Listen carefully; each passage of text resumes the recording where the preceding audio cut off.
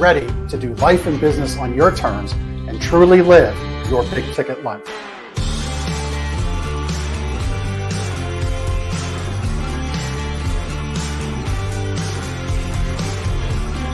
You either make excuses or you choose to level up. What an amazing guest, living the big ticket life. Woo! Woo! Brandon Brittingham. Appreciate you having me here today, man. It's that kind of discernment, that kind of focus, that kind of forward thinking that's so important if you're going to succeed in business today. Jeff and I are like friends. We're real friends. We are like And so you unlock fortune and freedom without all the stress that normally comes along with it. It all comes down to your why. Your business, why are you doing it? How is it going to change the world and what's it going to do for your family? I want you to celebrate your success. Talk about the struggle. But I promise you, the story is in your struggle. They'll never be able to say that about me because people only see me working hard at anything that I'm doing whenever they see me. Focused on your success and the success of those around you. But being that constant in your community, good or bad, whether things are great in the community, bad in the community, who's steady? Unapologetically do business and life on your terms and truly live your big ticket life. What an amazing guest, living the big ticket life. And we discuss how they do it and the big ticket methods they use. The things that make your life successful so you do life and business on your terms. In and of itself, the only limitations that we really have on ourselves is the ones that we allow to be put on ourselves. And most people don't look at it in that perspective. There's nothing wrong with being humble, but there's also nothing wrong with stepping into your superpower and letting people know who you are.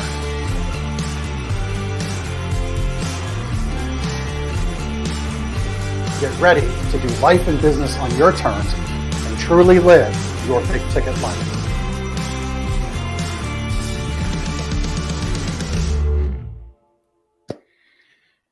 All right. Well, this week, my guest, who I know we're going to have a ton of fun with, Jannette Anderson, has certainly been living her own version of her own, what I call big ticket life. 40 years in the expansionist space. I'll have her expand on what that means in a minute. She is polyhomerous, which I love that term. We'll talk about what that means. And she's really tuned in and turned on to the maturepreneur community, which is kind of a twist, I think, on the tune in. What was the phrase back in the day for the audience, for the maturepreneurs to turn on and tune out? I think was the phrase. Something like that, yes. Back in the day, something like that. So, Jannette, welcome to the show. Appreciate you taking the time out for everybody here to watch and listen.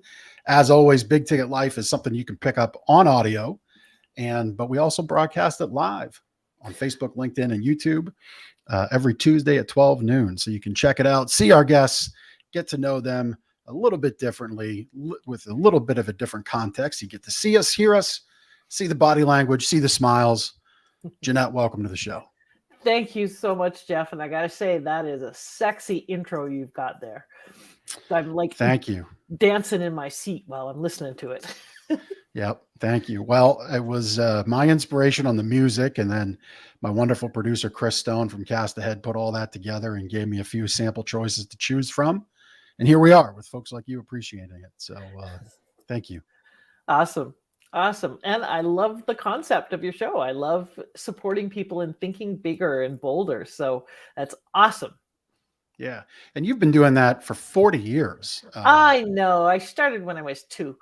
No, I have been. I've had a few aberrant periods where I've forgotten and gone back into the corporate space. And, after about 2 years, I go, no, I remember why I hate this. I hate politics and bureaucracy and BS. Oh my. Yep. And so I leave and go back and start my business again. I've had 4 iterations of it: an event planning firm, a marketing agency, a training and consultancy, and now coaching and training for entrepreneurs and service professionals and maturepreneurs. So a lot of my life has been about helping people grow themselves and grow their business, because the other half of my life is personal development facilitation and coaching certification programs. So I call it the inner game. So my specialty is helping them get the 4 inches between their ears working so the business can work. And I still am stupidly in love with my work after 40 years. Yeah. Well, that's good. Right? It is. What do they call that? There's a movie after it, I think. Stupid Crazy Love, right? Yeah. Something like that. Yes. So if you know anything on this show, you get like partial quotes from Jeff that you know exactly what I'm talking about, but I don't Yes. always say it the right way. And so Exactly. I call them Jeffisms around my world. But so I know the folks who watch our show here, they like hearing these success stories. And, we always gather some preliminary information from our guests, and you've been helping people grow and succeed in their businesses.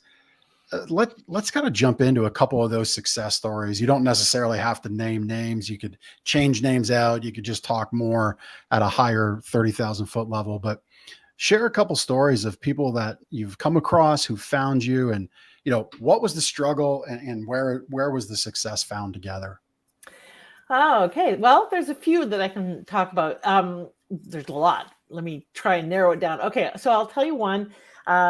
Really successful author, woman who taught sales in corporate, was doing really quite well. But when I came to her, speaking of big ticket, one of the things that we did right away was she was selling, this was a while back, she was selling a day of training at $2,500 and was being quite successful and making a lot of money doing that sales training. What I came in and did was we changed it to $7,500 a day of training and 6 months of implementation coaching with the executive and the team. It added 1 day to her work, but tripled her income almost. So she did one little shift. They got better results because they got implementation support, and it wasn't just drop and go knowledge.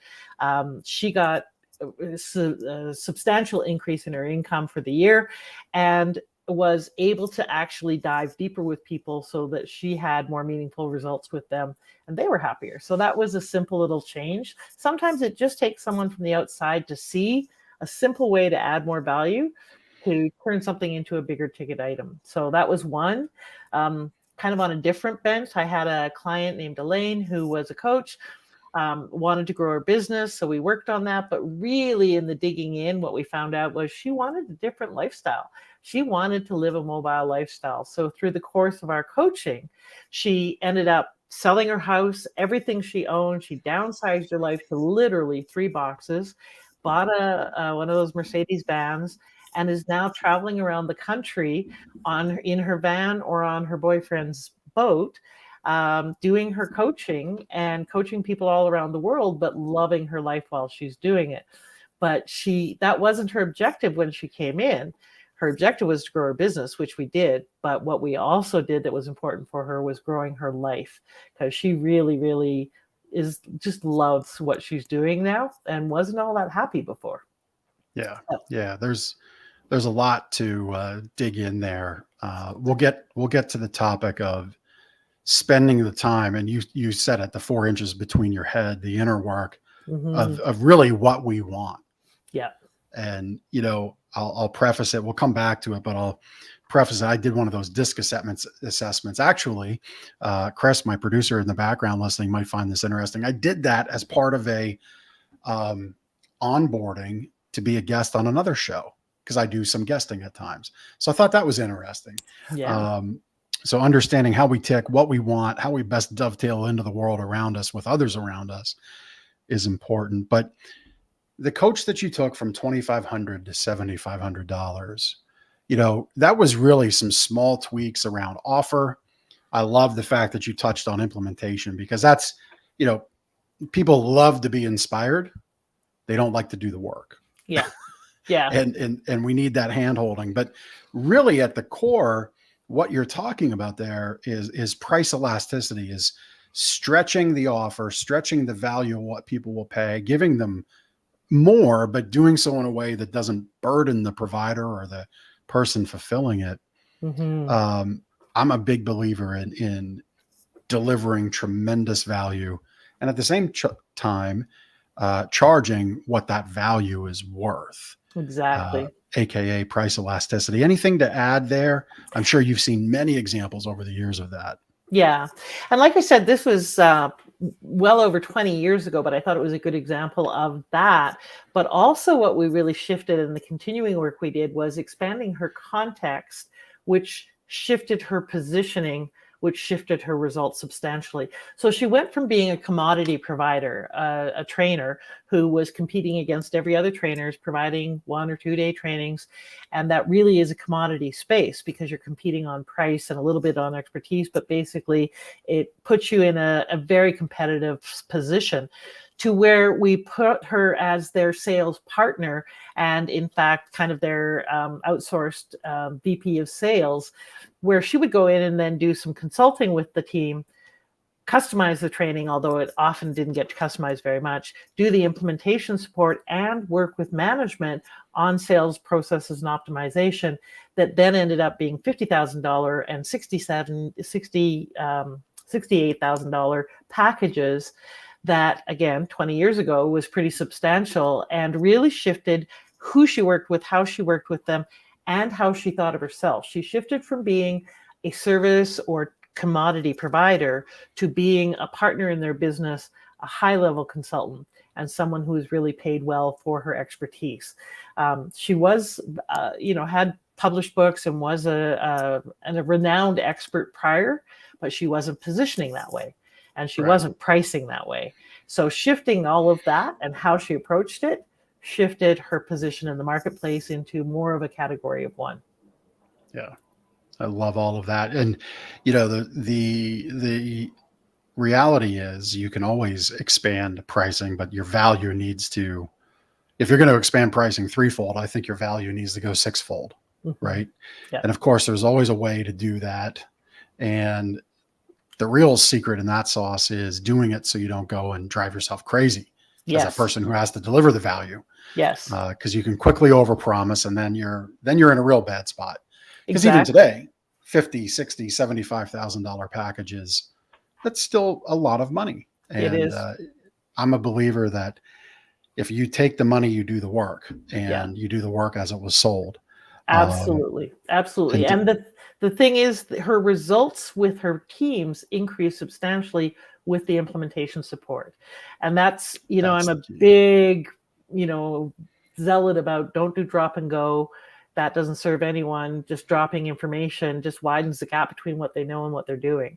So the value was that the results that the people that she was working with went up substantively, like more than tenfold in almost every situation. So that's the real measure of success, is when the results shift. Yeah.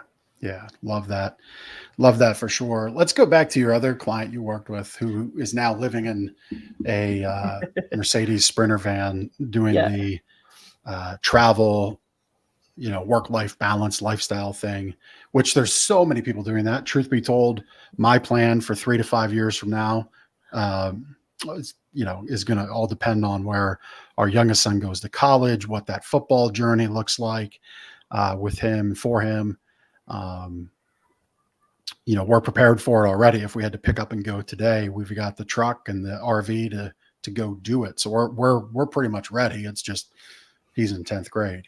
But there's so many people doing that. And really, it does come down to this question of understanding what you want out of life. And it's why I brought up the DISC assessment. When I do those, I high D, high I, low S, and a like 1/3 C. And I know it every time. It doesn't really change. But for people to understand who they are and what they want, I think we could probably spend the rest of the time on this. I think a lot of folks struggle with truthfully answering. And just to set the tone, I'm here in my home today alone. No one else was home, quiet. I think even in that moment, people have a hard time truthfully answering from their soul what they want out of life. Why is that?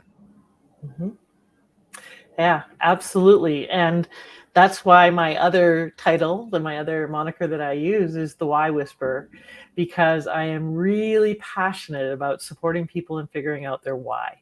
why they do what they do. And that is not some story about, well, you know, I had backache, so I became a chiropractor. It's deeper than that. It's sometimes called purpose or mission, but I think those terms are laden and kind of overused. So my definition of your why is what you're healing from the past and what you long for the future, for yourself and others. So what you're healing from the past and what you long for yourself and others. And I think it's the thread that weaves through the tapestry of our life. It's consistent. It doesn't change. Our stand, how we live into it and express it at any given time changes. We have different, you know, you can express your why as a parent, as a podcaster, in your business, in your corporate career, in your community. There's lots of different ways and iterations of how we express it, but it stays consistent. So for me, my why is that I want you to get that you matter and live like you do. And why? Why does that drive me and push me in my personal growth work and in my working with entrepreneurs? Because I always wanted to get that I mattered. I wanted to get on the damn list. Never mind the top of the list. I just wanted to get on the list. I grew up with a ton of what people would call dysfunction. I would call dysfunction. You know, I had a borderline personality disorder mother who was alcoholic and hypochondriac and all sorts of other issues.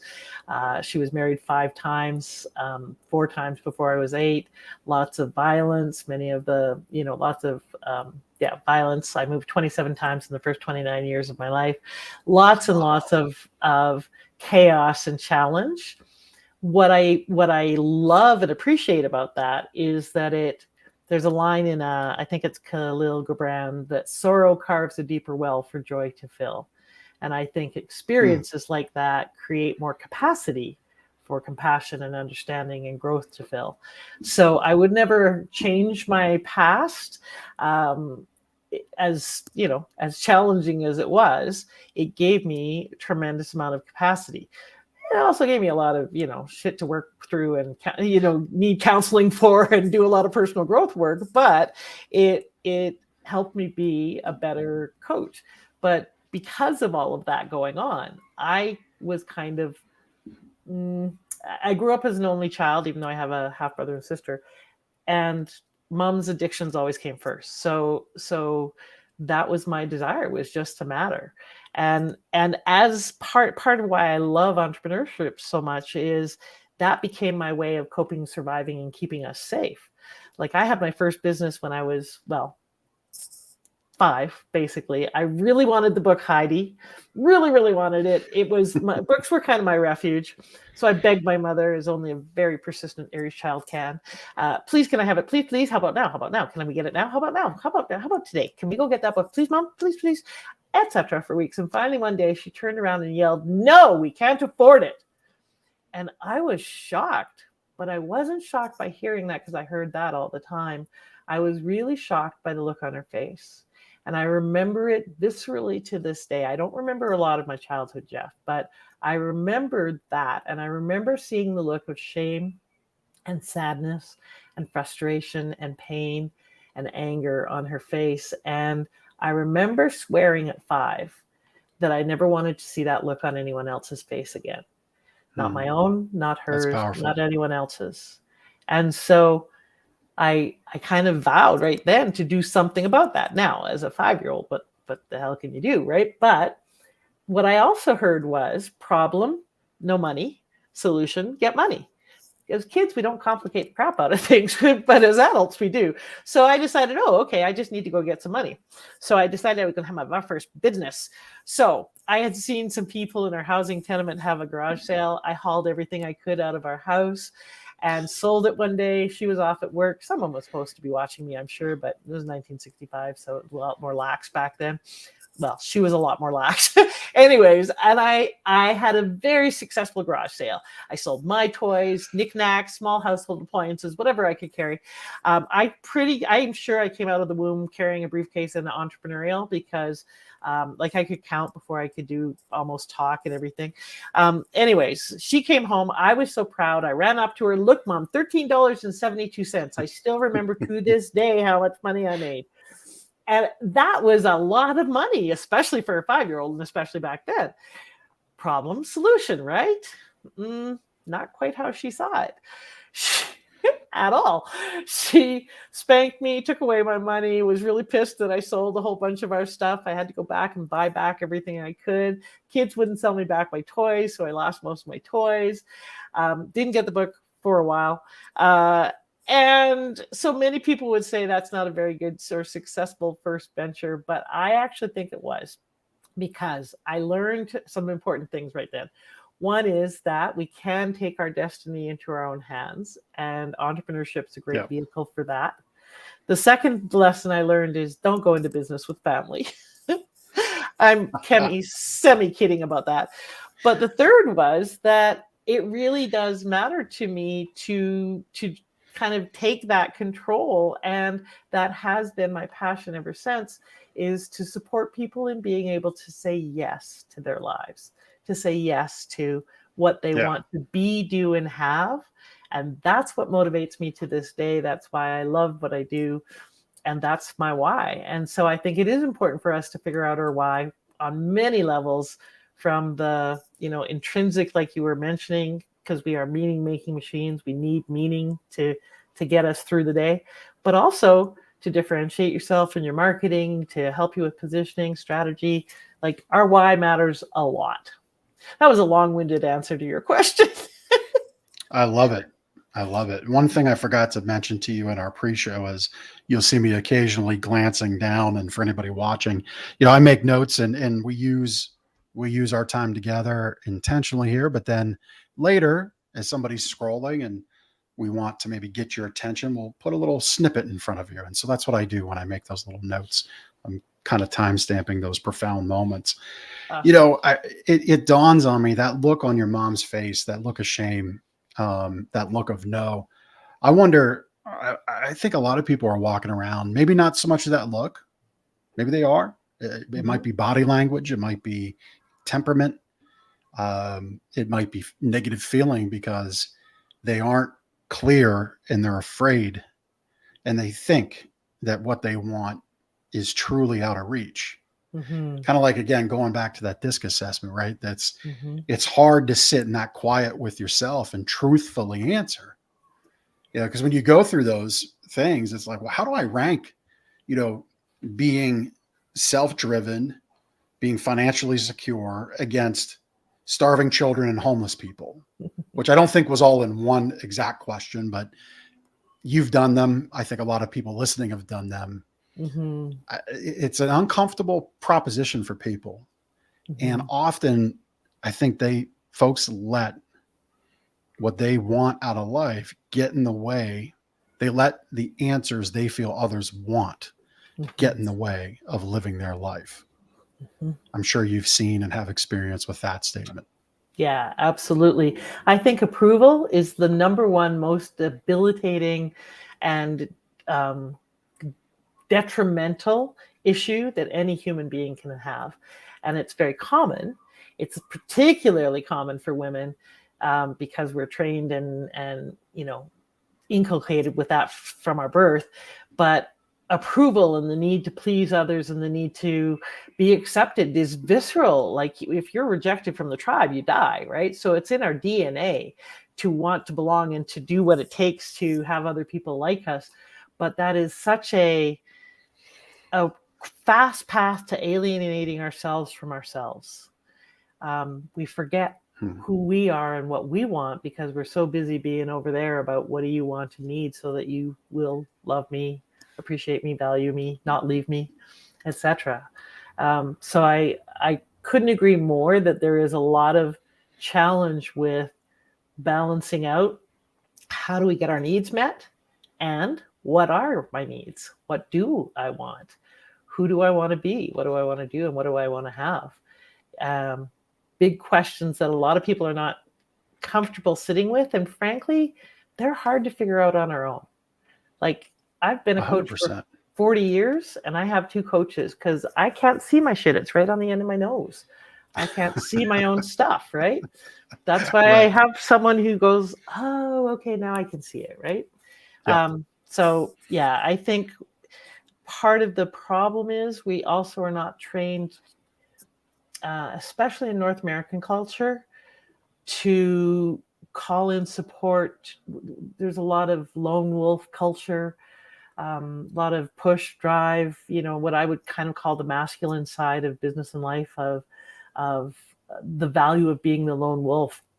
That gets picked up and people suffer as a result, because that's not who we are and how we're really built. We're meant to work together. Yep. Yeah, I think there's a balance to be found on that. I mean, one of my ventures right over my shoulder there has got the big old masculine look with the lion and all that other stuff. But really what we foster there is go out, stake your claim, go out, live life the way you want. Mm-hmm. That's going to be difficult. And as a group, we're here for that support for each other. Mm-hmm. And I think that's where I agree with you. I think that's where we can lose sight. We can lose focus. Mm-hmm. Yeah, there is that masculine energy, 100% for sure. I was actually taken to task as we launched that group, Battlefield Alliance, by a lady that I'm connected to in the mattress industry. And what was so funny about her comment at the time is our most active members at the time were women. Mm-hmm. Yes. And again, our whole goal there was to say, you know what? We're here to support each other. We're here to create that alliance. And whoever you are, come as you are with what you want to do in this world, and we're going to support it. Mm-hmm. And that's what we created. But I do agree. It is a lonely road to be out there on your own. I've lived it. It's actually the shift that I'm undertaking right now. And so I look at our time together as very cool. I even look at it as divine, because my original guest was not you for today. You came in actually, I think within the last week, if my memory serves me correct. Yes. And so here we are. Mm-hmm. I mean, I love everything we've been jamming on so far. You've brought this up a couple times about the maturepreneur. Mm-hmm. Give us what that's all about.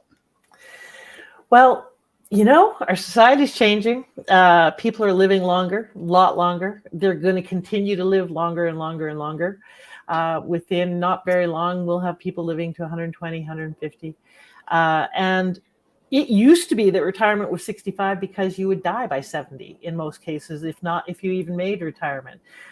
Less than 50 years ago, that was the case, right? So things have shifted and changed, but how we do life has not. And so there's this expectation that you're 60, 65, you're done. And that's just not true anymore. Like I work with especially maturepreneur women, but all of them who are just basically # not done by a long shot, who still want to contribute or have to continue to work. In Canada, I don't know where the stat came from, so I don't know if it's actually true, but I would suspect intuitively it's close. 75% of Canadians are retiring with less than $25,000 net worth. So think about that. That's a lot of people who cannot afford to live. Like literally, you can't even live for a year on $25,000 anywhere in Canada. Right. And I'm assuming it's the same in the US, and I'm actually looking for stats on that, but it's really hard to find because people don't track older people because they don't matter anymore. One of the challenges is for maturepreneurs is we are largely invisible, can't get insurance, can't get funding, can't get bank loans because, you should be off knitting, or you're going to die in 2 years anyways, or you're going to become decrepit, so you won't be able to function. All of those are old myths that just don't apply anymore. There are literally millions and millions and millions of boomers and Gen Xers who have another 30, 40, 50 years to live, depending on which bracket they're in, and don't want to sit around and golf or knit and or binge on Netflix. Like, can you imagine 40 years more of nothing but that? And they still have lots of value, tremendous wisdom, tremendous expertise. Yeah. They've developed a whole lifetime of value to give. So they're coming into a market where they are largely invisible, where they are not valued, and where there isn't any support structure. And frankly, that kind of pisses me off. And so it's an area that I'm passionate about shining the light on, creating practical support structures for that, and helping some aspects of society, not to be too crude, but pull their head out of their ass about the facts that these people are not done. And so, yes, you can give them a 10-year loan, and yes, you can do VC funding for a business started. There was a woman here in Calgary who won an award of top 8 over 80 for starting a tech company at 86. Wow. Yeah. What a story. Yeah, exactly. I know. I'm trying to track her down for my podcast. And there are so many stories like that of incredible people doing incredible things that don't get highlighted because it's just not part of our zeitgeist yet. But it has to become part of that.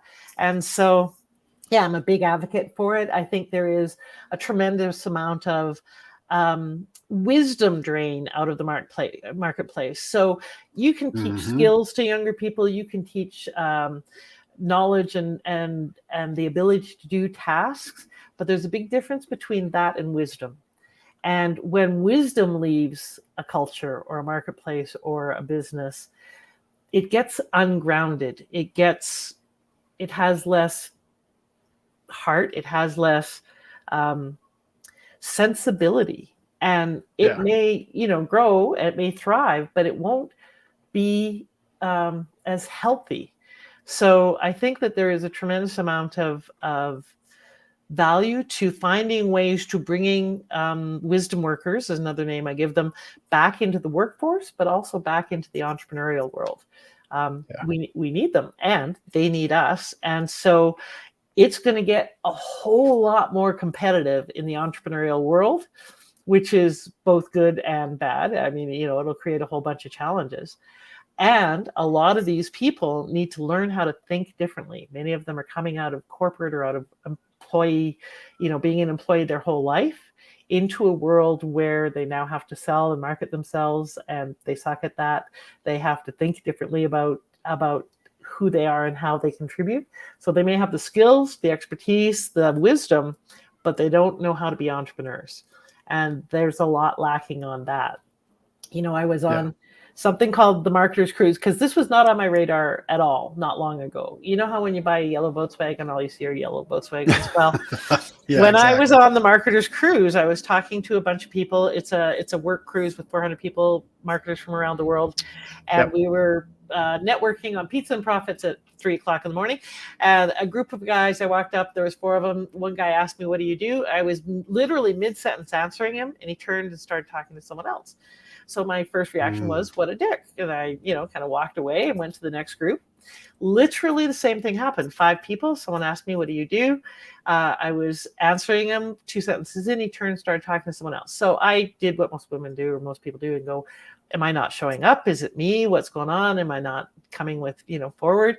Nope, that wasn't it. I'm not usually a shrinking violet. I don't usually blend into the background. I have blue hair, for God's sake. It happened a third time, and I also started looking at all the other women who had gray hair on that cruise. Literally, no one talked to them. At a table of 8, no one talked to the 2 women with gray hair the whole meal. It was fascinating and appalling to me. So that's how I became aware of ageism as a thing. I didn't know about it before, but it's alive and well, and somewhat covert and somewhat overt, depending on what you're looking for and seeing. And as entrepreneurs, that just adds a layer of challenge to the whole thing. Is if you're invisible, that doesn't help when you're trying to grow a business. So how do we get seen and heard? So that's a little bit about why I'm so passionate about this field. It's personal, it's universal, it's growing, and there's a ton of demand and very little supply. So I'm really happy about being at the leading edge of this market. Yeah. And no kidding, a ton of supply. We all, if you're paying any attention to any kind of numbers, economically, societally, we know the baby boomer generation is one of the largest generations that's out there. And that's exactly who you're speaking to. And about, on the wisdom topic and not respecting it, it's so funny that we would be together here today, because not less than, I guess at this point, 100 minutes ago, hour and a half ago or so, I was speaking to an industry friend of mine about a company that is really facing financial hardship and likely to be folding or be taken over. If rumors are true, this company will be thrown into involuntary bankruptcy because the money owed to multiple people is just too high, and that's what happens here stateside when you have multiple creditors owed multiple tens of millions of dollars. But this company was at the top of the industry a while back, and when I say a while back, I mean like 3 to 5 years ago. And COVID hits, and then they overplay the hand. And this is a company run by a bunch of young people, and they were good, very talented. The Achilles heel is they just didn't know what they didn't know. And that's where wisdom comes into play. You know, looking ahead in 21 and even the beginning of 22, you could start to see things. And when you're of a younger age, you just haven't been exposed to these things, these macroeconomic issues that come up, these supply chain issues that come up, and they just hadn't seen it. So like you said, the coach helps you see the stuff in front of your nose. It's right there. And sadly, that company's going to have to go through some really, really rough times. And it didn't necessarily have to be that way. Because some of the folks you serve are on their sales team. But they're just a 1099 person. So you just go sell stuff. We don't want to hear you. Just follow the marching orders, right? And I think any group, society, a culture, a team, an organization, any group that doesn't revere those with wisdom, and that can come young and it can come old. You know, we've got 15-year-olds right now that are wealthier than you, I, and Chris combined.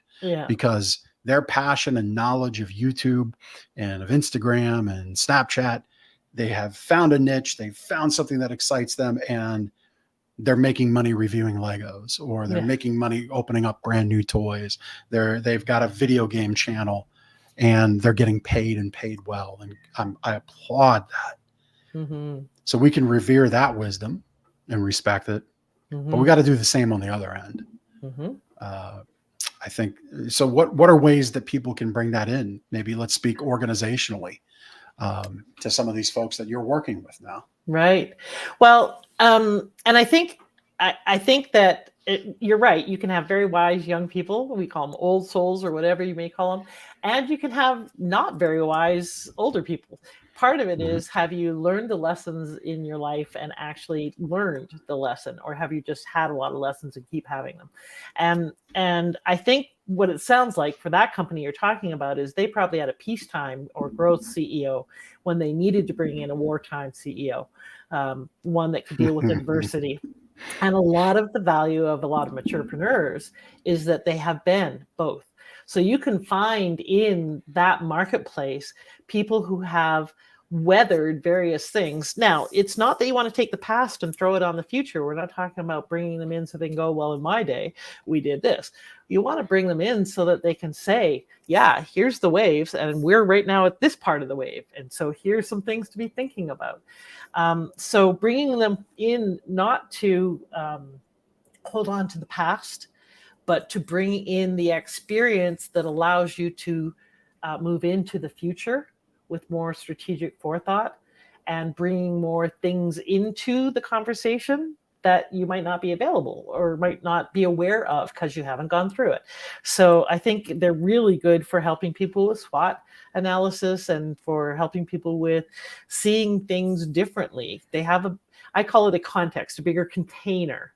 And the bigger the container, the more you can put in it. And sometimes when you know a CEO or a person who owns a company has reached a certain limit, it's because their container is too small to hold anymore. They need contextual expansion. I love that analogy. And that's what a lot of older people or maturepreneurs can do, is help with contextual expansion.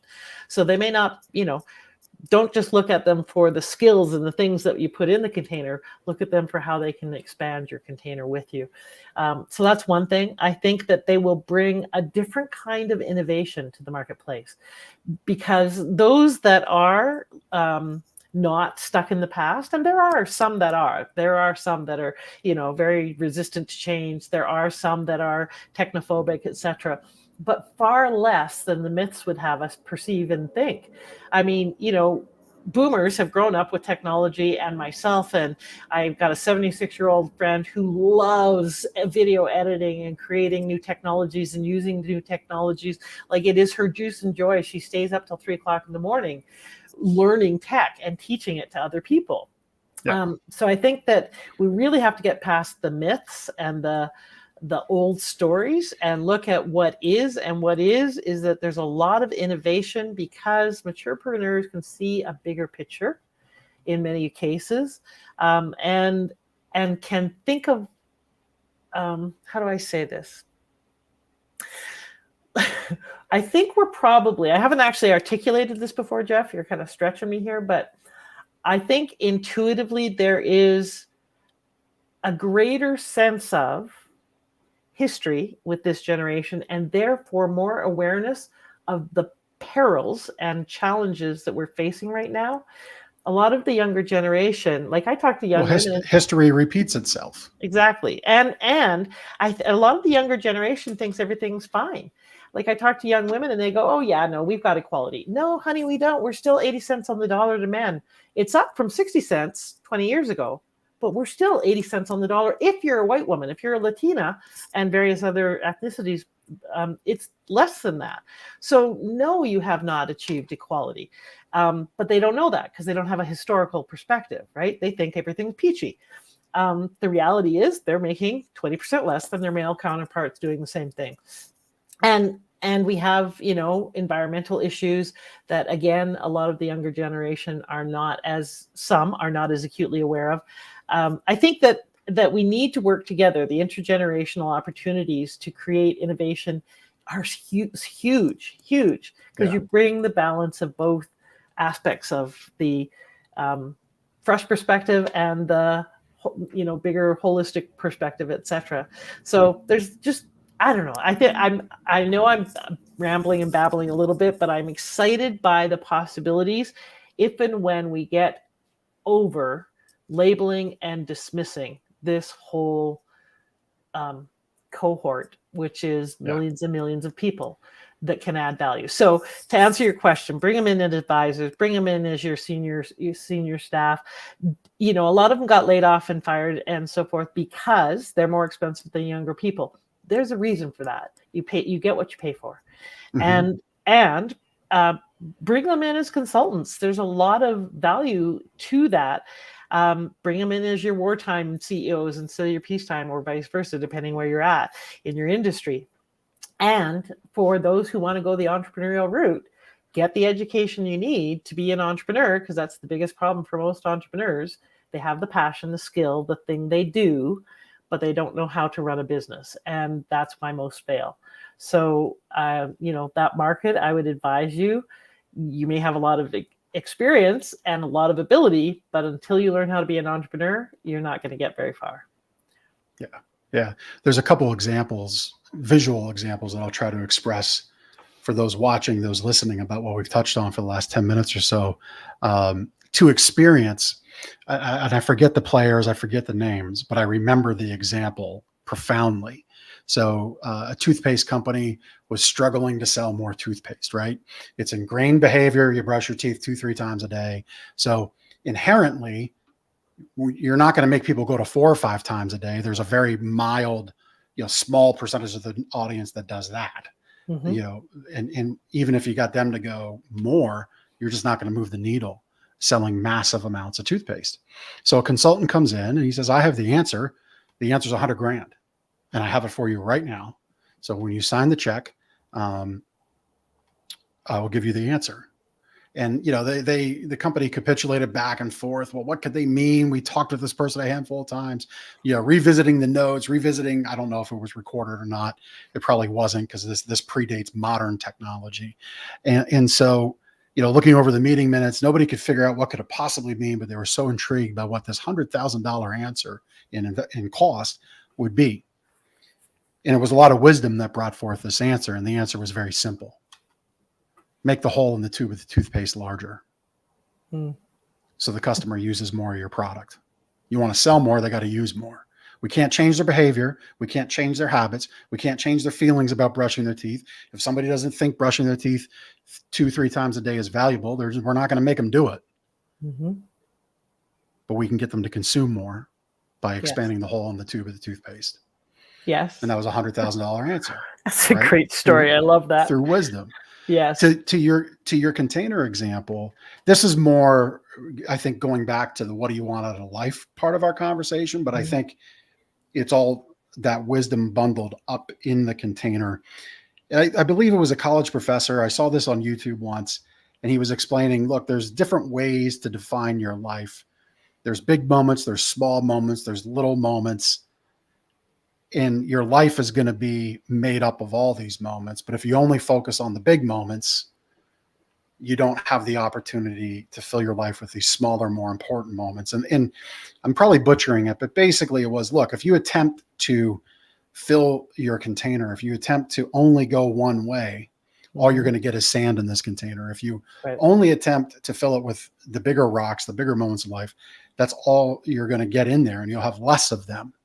But if you look to fill that space with a mix of everything, you get everything in that container. Right. And again, I think that goes back to wisdom. The way you approach a problem, the way you approach an opportunity is really important. And it's that wisdom that brings people in. Exactly. So I'm feeling we could jam out for a lot longer, but there's two other things I want to, two things that I want you to certainly get out and share. We'll wrap up with your Wings Academy, but looking over my notes, I prepare for every show. You say you're an expert at kicking your BUTS. Yep. And so what's that stand for? Your butts. I do this, but I can't because of this and that excuse. I'd love to have that, but it's just not my, I can't create that or whatever. I think there's, this is a little bit of a adjacent point, but I think that our epidemic sorry, let me stop babbling. There is an epidemic of not enoughness that is creating a culture of too muchness. And what I mean by that is everybody has a story of not enough. I'm not good enough, smart enough, skinny enough, pretty enough, young enough, old enough, whatever it may be. And so we fill that not enoughness with stuff. One of the reasons I went mobile in my lifestyle is I recognized that my stuff owned me. I didn't own my stuff. And I wanted to live, somewhere warm most of the year.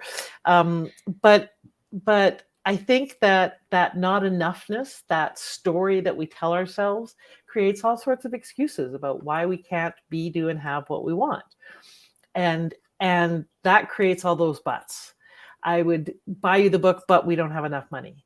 I would say yes, but there's not enough time, etc. And so a big part of what a good coach does is helps you A, see it, B, decide, is that who you really want to be? And C, practically support you in kicking that butt to the curb and replacing it with a better story. The bottom line is we make up everything. Everything we do is a story that we're telling. And we just do better when we tell better stories. And because we're making it all up anyways, we might as well tell a better story. So we get better results. Love that. I wasn't sure if it was an acronym or more of a philosophy, which I believe more philosophy. Yeah. From an acronym standpoint, but can mean for me at times, behold the ultimate truth. Oh. All right. So I'm not doing this and I'm not getting this in life, but if I had this, it would happen. Right. And so that ultimate truth is in the middle there. Right. And when you accept it, you can now answer it and direct your life towards it. And perhaps the ultimate truth in that situation is that when I have this someday, I'll be happy is a lie. That the someday when is just a story. It's just a lie. Yeah. The only time to be happy is right stinking now, not someday. That's when, right. Not when I get the next accreditation or the next job or the next boyfriend or the next whatever. So, I think that there's a lot of stories that we tell that are not helpful. and having someone support us in telling better stories, whether that's a counselor or a loved one who's good at that, etc., coach, whatever, is the support we all need. Like, I've been at this 40 years, and I just had my own, I call it a shame shitstorm. Went through a little phase of imposter complex. I've got testimonials out the yin yang, and I still was going through the I don't think I'm good at this and so forth. And someone, a very wise mentor of mine, said, look, that never changes. That's part of being human. It doesn't matter how successful we are. We still sometimes tell the story that we're not enough. It's not enough. And it just gets in the way. So the joy of doing the work is it lasts for a shorter period. What would have taken me out for months before or taken me out of the game altogether now bogs me down for a day or two. And then I reach out to someone who kicks my butts and I get going again. Yeah. Yeah. Well, I mean, that I just want to acknowledge right here, right now. That's powerful for you to share that. So thank you. Yeah. Because there's a lot of folks that go on a lot of shows. There's a lot of people that get on a lot of stages. There's a lot of people in your Instagram feed that would paint that picture that, and they talk about imposter syndrome. They talk about don't get in your head and this and that. But I've seen behind the curtain. And I'm not afraid to say I've had those days too. So I thank you for sharing that. Yeah. And that, you know, people are going to go through it. You don't have to beat yourself up over it. And, you know, if it's a day, if it's 2, fine. If it's 3, fine. You know, work through it, accept it, and know that if you commit to figuring out what you want, those 3 weeks that you might be in that cycle of imposter syndrome and feeling like you're less than, if you're really clear with what you want, that 3 weeks goes away pretty quick, right? It goes down to 2 days. It goes down to a day. It goes down to an hour. It goes down to a fleeting moment. And that's going to be natural. Yep. Absolutely. Never going to go away, like you said. Yeah. And sometimes it's just a call to wake up and say, am I on track? Because a lot of times that comes in when we've been on automatic or we're not listening to ourselves. So for me, a lot of that, because it actually happened 3 times in the past year, which is about 3 times more than usual. And it was a wake-up call to, it's time to shift gears, shift focus. Yes, I've got a lot of invested in the business model I had, and it's not what I'm being called to. And what I'm being called to is scary as shit. And, you know, being called to step up and play a bigger game in an unknown arena.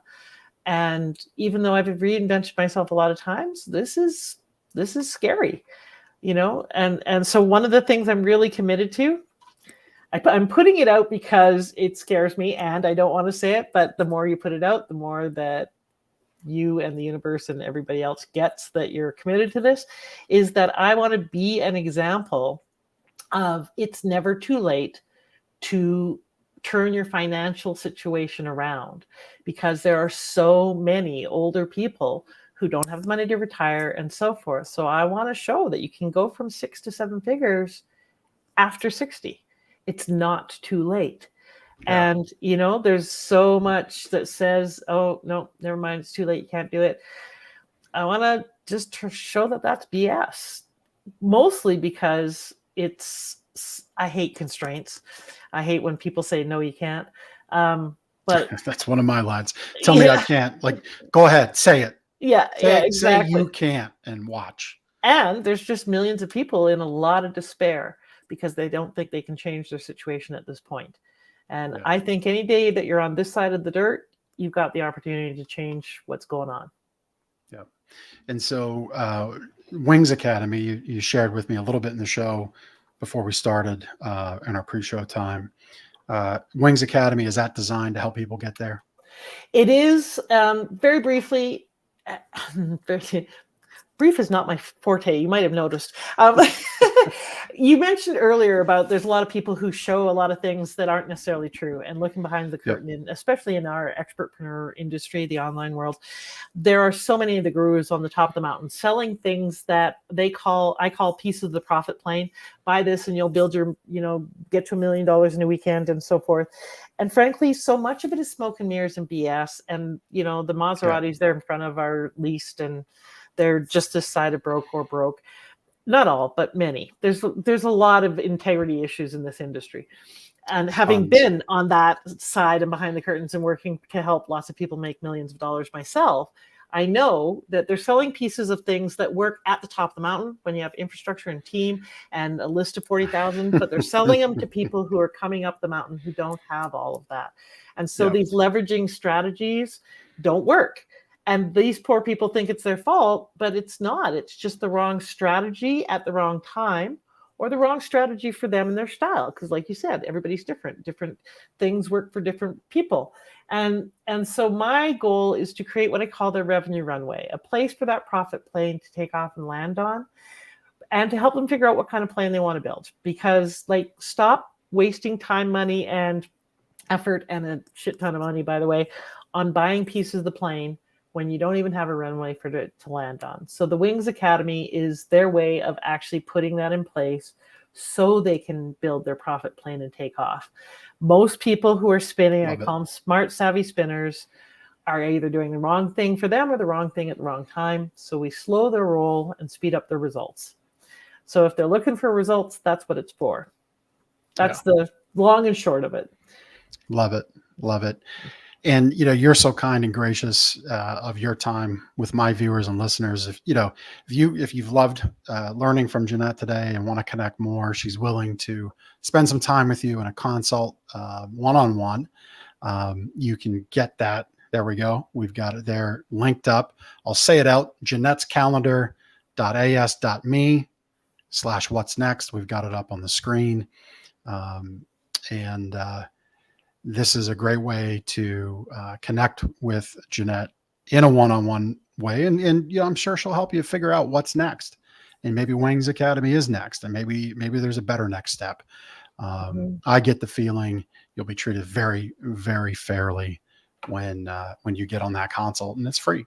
Yeah. So I would love for you to do that, which is a $350 value, to spend that time with Jannette. So I would urge you to do so if you feel that's what's right. If you feel that's where you're being pushed in life at this moment you're in, check that out. Jannette'sCalendar.as.me/what's next. Or I'm sure if you connect through all the stuff we put in the show notes, you can connect that way too.